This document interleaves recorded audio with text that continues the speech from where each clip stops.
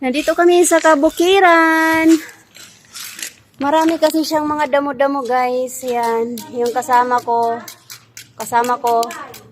Marami pa kaming bubunutin. Laban lang.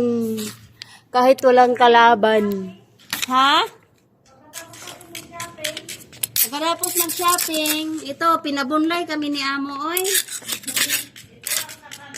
Ito yung kapalit ng shopping.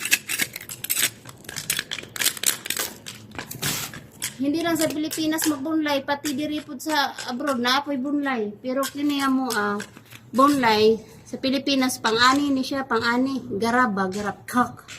Dili, pang-bunlay ni siya. Pagdarap ng ano para sa pasakan.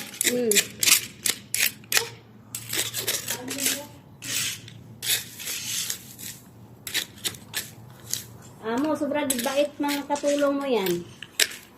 Kahit gabi. Kasi nakatsinelas. Ayaw nga. Bago kasi sinilas namin. Nabili rin tsinelas galing sa effect. Nagpakakay. Basta may bili. Yan. May talaga.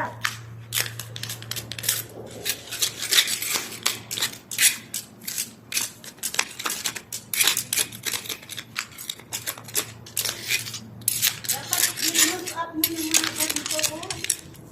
Zaon? Close up, close up sa camera. Ay, akala ko close up. Tapos, Kumusta ka man dyan? Okay ra ka diha?